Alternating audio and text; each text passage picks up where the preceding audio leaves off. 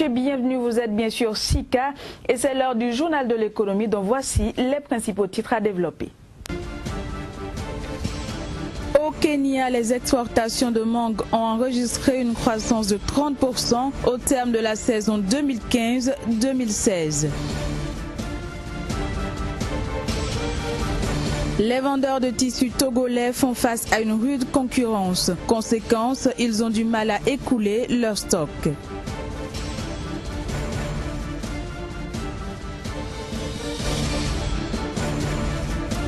Puis la Banque mondiale a octroyé un crédit de 29 milliards de francs CFA au profit du Bénin en vue de promouvoir son secteur touristique.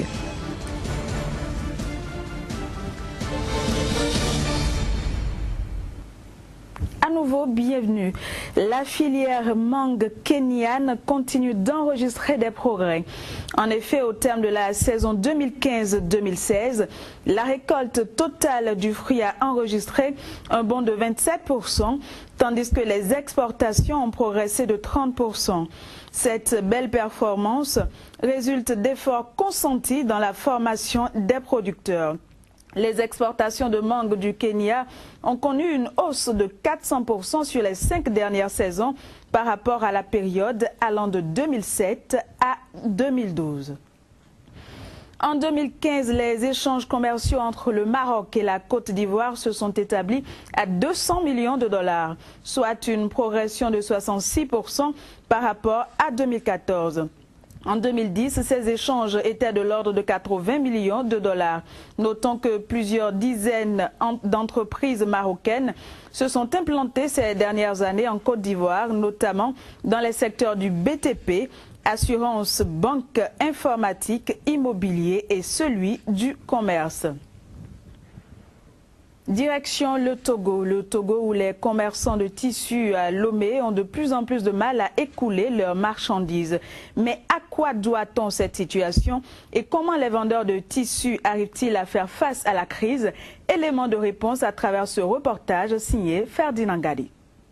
La crise financière et la concurrence déloyale à eux faite par certains expatriés sont les principales raisons de la mévente que connaissent à nos jours les acteurs de la vente en détail et semi-grossistes des tissus au Togo, selon des vendeurs rencontrés ici au grand marché de Lomé.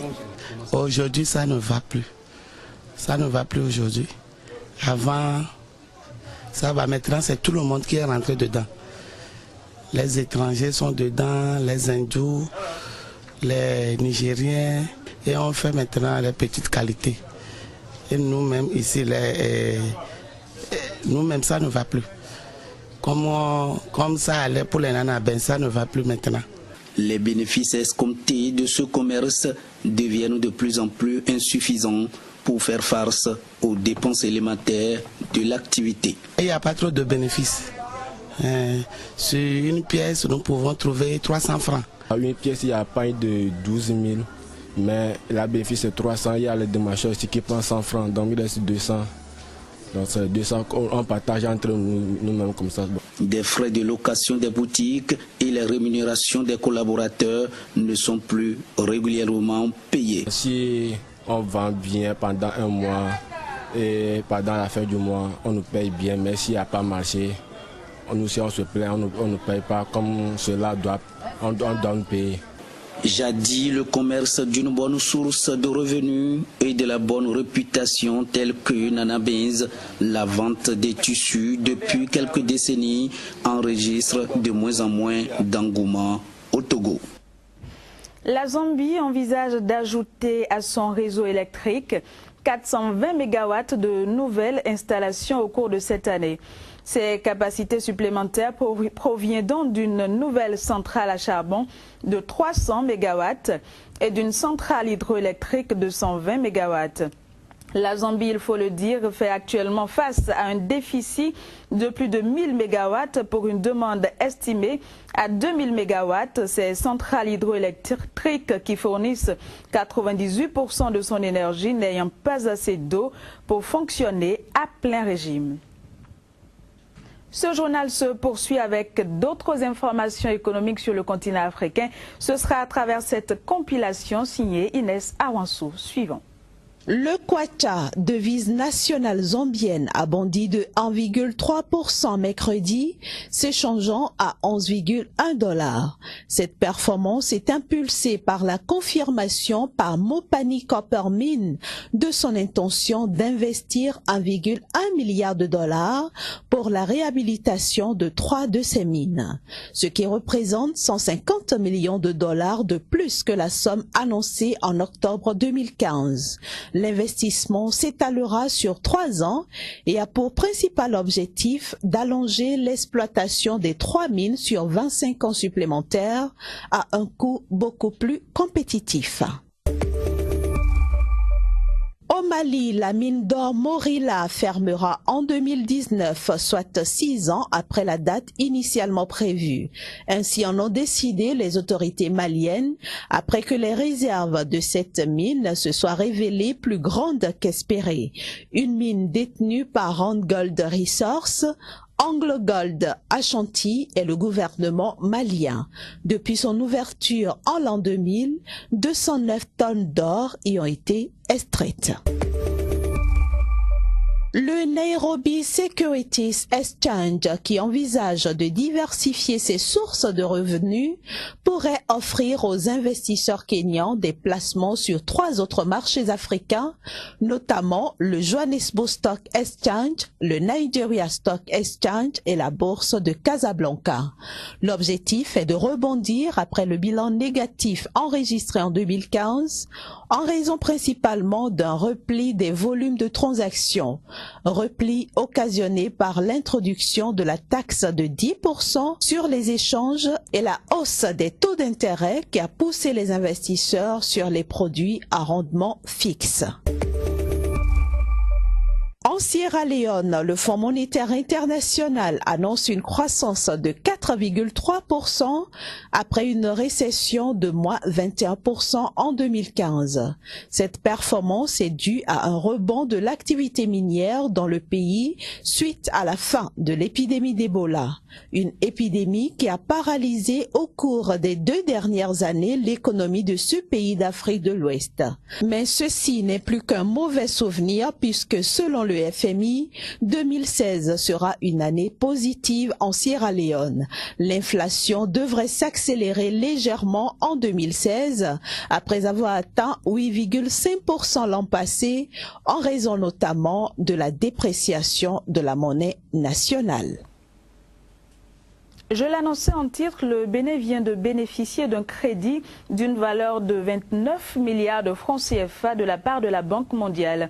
Ceci dans le but d'aider le pays à développer son secteur touristique. On en parlera sur ce plateau avec Casimir Pédiom, mais d'abord cette petite transition.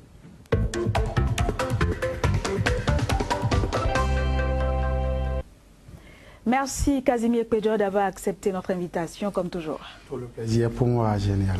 Alors le groupe de la Banque mondiale vient d'octroyer au Bénin 29 milliards de francs CFA pour développer son tourisme.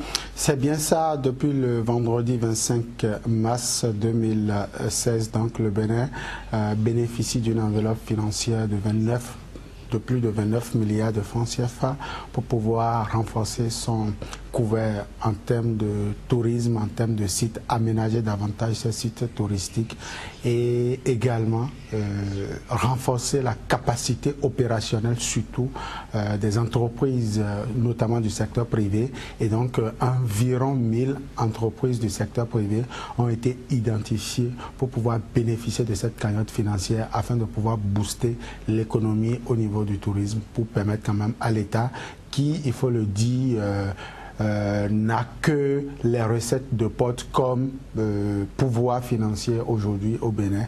Il faudrait que l'État puisse multiplier, démultiplier ses sources de revenus. Et donc le tourisme, la Banque mondiale est en train d'accompagner donc les efforts du gouvernement en la matière. Et comment se présente justement le secteur touristique béninois actuellement? Alors il faut dire que c'est la deuxième source nationale de revenus. Après donc les recettes de potes, quand vous prenez les recettes de potes, c'est le trésor, c'est l'impôt et puis c'est la douane. Et donc après donc les recettes de potes, de porte, donc c'est le tourisme qui vient en deuxième position. Et ce secteur se situe également, se positionne troisième au niveau des employeurs au Bénin, après l'agriculture. Vous n'êtes pas sans savoir que l'économie béninoise est essentiellement basée sur l'agriculture. Et donc après l'agriculture et le commerce notamment l'informel, c'est donc le tourisme qui vient en troisième position en termes d'employeurs. C'est un secteur aujourd'hui qui emploie environ tout calcul fait 10 000 personnes de façon directe, et donc forcément c'est un secteur quand même qui peut nourrir le Bénin, surtout lorsque nous prenons l'univers touristique au Bénin, lorsque nous prenons cette richesse que la nature nous a donnée et aussi l'histoire nous a donnée. Aujourd'hui on peut aller mieux et positionner par exemple le tourisme un peu comme en Tunisie et dans certains pays maghrébins où le tourisme a quand même un rang prépondérant au niveau de l'économie. Aujourd'hui, le Bénin peut bénéficier également de cette assistance-là. Mais alors, pourquoi est-ce que le secteur privé béninois n'arrive pas à promouvoir le secteur touristique justement chez nous au Bénin? Alors, selon les études de la Banque mondiale, c'est que le secteur privé n'arrive pas à faire face donc à la promotion du tourisme simplement par défaut de moyens.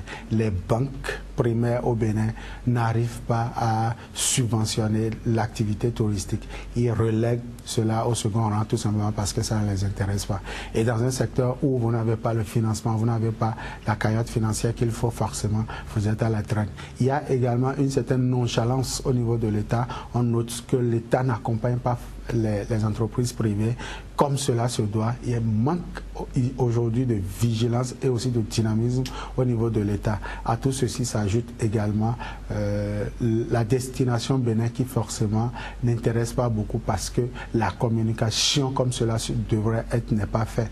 Les gens sont beaucoup plus au Bénin en train de travailler alors qu'il faut aller dans les pays européens, alors qu'il faut aller au niveau des continents, des autres continents pour faire drainer au pays, pour intéresser les gens à la destination Bénin. Quand vous prenez un pays comme le Sénégal par exemple, vous avez une ville comme Casamance aujourd'hui où vous avez des promoteurs touristiques qui sont peut-être à Paris ou bien dans d'autres pays et qui font venir au pays beaucoup de voyageurs. Donc il manque ce dynamisme-là.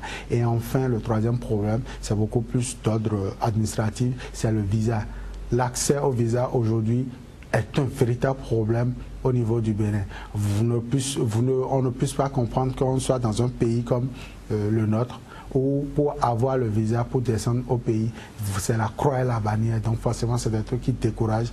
Et donc quand vous cumuler tout ça là, vous comprenez forcément que c'est un secteur qui peine beaucoup en termes de destination. Il ne faut pas oublier le transport aérien. Le Bénin n'a qu'un seul aéroport dans un passé récent. C'est tout récemment que le second aéroport a été inauguré. Donc le voyage également pose des problèmes au niveau du Bénin. Alors vous avez parlé de manque de dynamisme effectivement, mais on ne peut pas dire que l'État est totalement abandonné. L'État fait des efforts, mais malgré cette bonne volonté, ça ne fonctionne pas. À quoi doit-on cela? Oui, génial, c'est beaucoup plus la politique. Hein. Les gens, au Bénin, les gens bavardent plus qu'ils ne travaillent. Vous avez les gouvernants qui crient tout le temps. Vous avez par exemple le projet Route des Pêches. C'est devenu une incantation. Chaque régime qui vient ne fait que parler de la route des pêches, la route des pêches, la route des pêches. Mais au-delà de cette route des pêches, rien n'est fait. Et le régime finissant, le régime de Boni Yahi, en a fait un chou gras, mais rien n'est fait. Pas un seul pavé au niveau de cette route de pêche. Donc vous comprenez forcément qu'il y a des intentions, mais l'accompagnement ici pose le problème. Donc je pense que l'État doit quitter cet état de la théorie et que désormais la pratique puisse s'installer. Et je crois que cela pourra permettre au tourisme de décoller au Bénin. Merci beaucoup Casimir Pédia pour toutes ces informations et précisions. On se dit à très bientôt. Avec le même plaisir. Mesdames, Messieurs, vous l'avez compris, ce sera tout pour ce journal. J'ai eu le plaisir de vous présenter. On se dit à très bientôt. Au revoir.